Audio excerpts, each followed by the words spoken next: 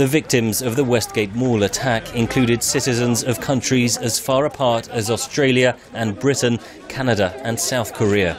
But the targeting of Westerners is unlikely to translate into greater Western intervention against Al-Shabab, says Sajjan Gohel, Security Director of the London-based Asia-Pacific Foundation. What we will probably see is more impetus by the international community, especially the United States, in trying to encourage Somalia's neighbors in becoming more active, more involved in trying to dismantle the infrastructure of Al-Shabab.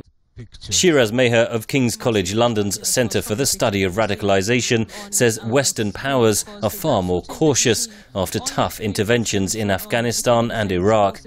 I think the West now favours having localised countries who are responding to regional crises taking the lead, and they will support from behind the scenes. The level of support might increase, but I don't think you'd see anything like American direct intervention, for example. Sajjan Gohel says eliminating the threat from Al-Shabaab will be highly complex. This is a group that is splintered.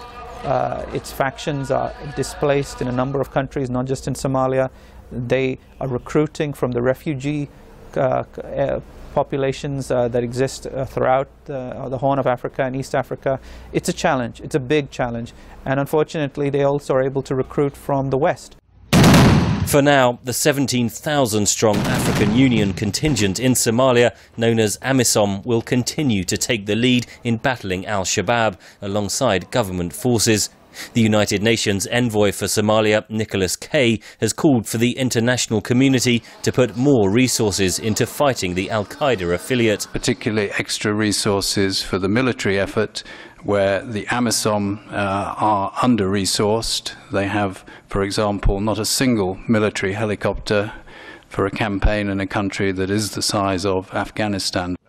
Helmut Romer-Heitmann, a South Africa-based analyst for Jane's Defence Weekly, says there is a pressing need for a better funded African Union force able to respond to threats across the continent. Outside powers coming into Africa to do it, well, the Europeans aren't that willing, and most of them no longer have the clout because they've scaled down so much. Do we really want China or India or somebody else doing that? Because they're not going to do it in our interests, they're going to do it in their interests. The UN takes too long, we've seen that. So there's the need for a continental force, and in fact regional forces within the continent. Analysts say the Westgate Mall attack shows that Al-Shabaab is alive and well, and its reach is extending well beyond Somalia. Henry Ridgewell for VOA News, London.